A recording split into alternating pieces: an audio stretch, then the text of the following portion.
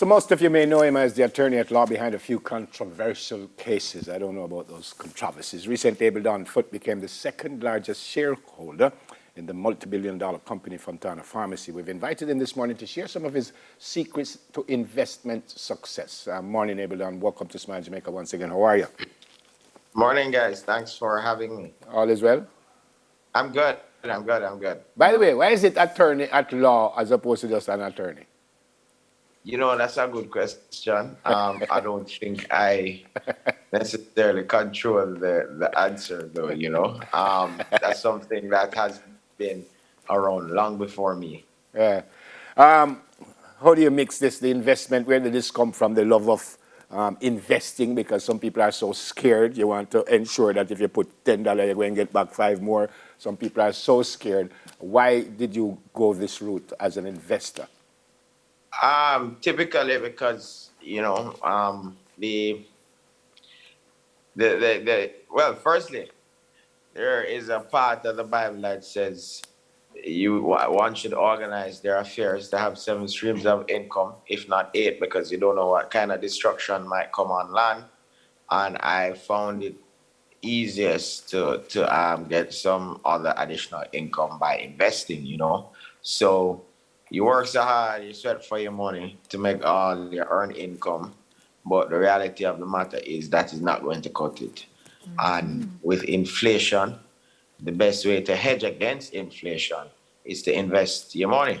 And when you're investing, it's not necessarily that you have to start with this large amount of money, because I certainly did not start with that. You save up what you have, no matter how small it is, and you invest it, and you continue to save and to invest. So you take your earned income that you work so hard for to make that money then work for you by investing it, you know? So when you just grow it and compound it. When did you start, Abel? I'm curious because a lot of folks, especially your age, are jumping into the stocks game now because they realize that you can build wealth or create wealth that way. But when did you start with the investment? And you say you didn't start with much. I don't know if you want to tell us too much, but no, I can. Yes, go ahead. I started with a small amount of money, and I would have started probably about probably as soon as I started working, actually. So probably about 2015 thereabouts, and I only started with $200,000 Jamaican. Really? But, you know, yeah. So as you save, you just invest, you compound, and you buy stocks. If you make gains, you reinvest it, and you continue to save, and you compound, and you just buy more shares. And what was the secret to the strategy to your buying? Were you buying blue chip, or were you looking to get into the companies that were just getting off the ground, like Fontana was just a couple of years ago when they went public? What was the strategy for building the wealth to where you are today? Well, so you have to study what you're buying. You can't buy what you don't know. So you have to study it, try to know it inside out, and buy reputable good companies with strong earnings, cash flow, etc. So if you look at Fontana, for example, because I know that's a primary focus of the discussion now, this is a company that is undoubtedly one of the largest pharmaceutical companies in the Caribbean. It has revenues in excess of $5.1 billion and net profits in excess of $540 million. And you will see, if you look at the numbers well, because it's all published on the Jamaica Stock Exchange website, that in the pandemic, their net profit jumped year over year from $270 million to $514 million. So notwithstanding the pandemic, this stock has virtually doubled. And the reason for this is not only a regulatory reason, but also a macroeconomic reason. The more people get sick is the more they're going to buy drugs. So they make more money in the pandemic more than ever. Right. And also they benefit from being exempted under the law because they're a pharmacy. So it's just a beautiful business that's well managed, and they're growing.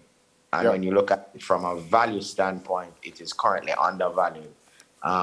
and anybody can buy some. It's a public listed company.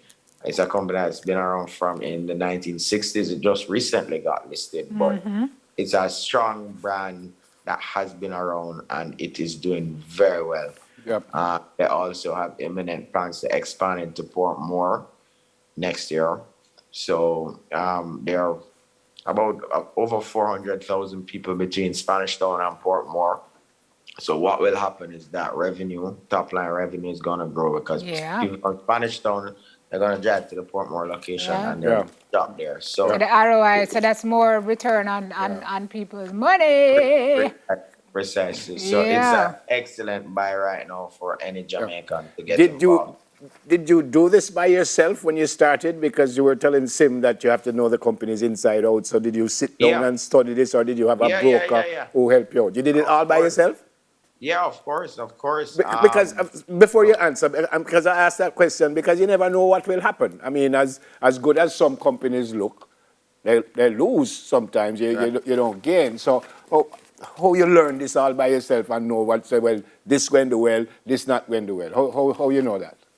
So you have to, at the end of the day, first of all, you're going to make an analysis and then you're going to make an informed decision. Everything has risk in it, you know. When you go to school and you spend these millions of dollars or you take out a debt via student loan, there's no guarantee that you're going to get a job. Right. So your financial future is also a risk, but you have to take a calculated risk. Once you do that, you know, and invest wisely, you know, you could see very, very, very good returns. So you have to study what you're doing historically. So you look at the target and you say, how has this asset performed over the years? So you can pull their financial report and look. So in the case of Fontana, because that's what we're discussing, revenue has steadily grown over the years if you look at it from a historical period for the past 5 years. So we're saying this ought to continue because the management is good. They have proven themselves, and with the imminent plan to expand into Portmore, there's no reason why it should not continue this way. Well, you know what? You know what, Abel? There's no viable competitor in the market their size to compete with them in the Jamaican economy. So it's like almost like a Walmart at Jamaica, you know. You're not wrong. You are not wrong. But the truth is that you seem to me to have a different kind of mindset. Some people just have the head for it. They understand the market. They can read the report. Some people, you turn a financial report and a report upside down. They don't know what they're reading. So it would be good advice for folks who are not as savvy, perhaps, to find somebody who can instruct them, at least initially, so they know what they're doing, right? Exactly. Yeah. But don't forget, it all starts with you, you know. If you tell yourself that you're going to do something and you devote your all to it, you'll do it. Anybody can do it.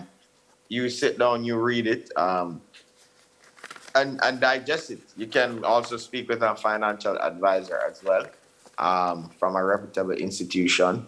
But it's your decision. It's your money. No matter which advisor you get, you should be comfortable with what you're investing in. And the only way to do that is to read through their audited financials. Yeah. All right. Congrats and good luck, my friend. Good luck. Thank you. Don't forget us. Yeah. No, not at all. Not at all. Yeah. Not at all. And next time you come, explain the attorney at law. Okay, please? You're giving him some homework. I'm giving you some homework. Research that. Table done. Later. God bless you and the family, and look after yourself. All right? Thank you, guys. Attorney at law and investor, Abel Foote. Fantastic story. Yep. We'll share some interesting facts on the music industry. Stay with us, please. Soon come.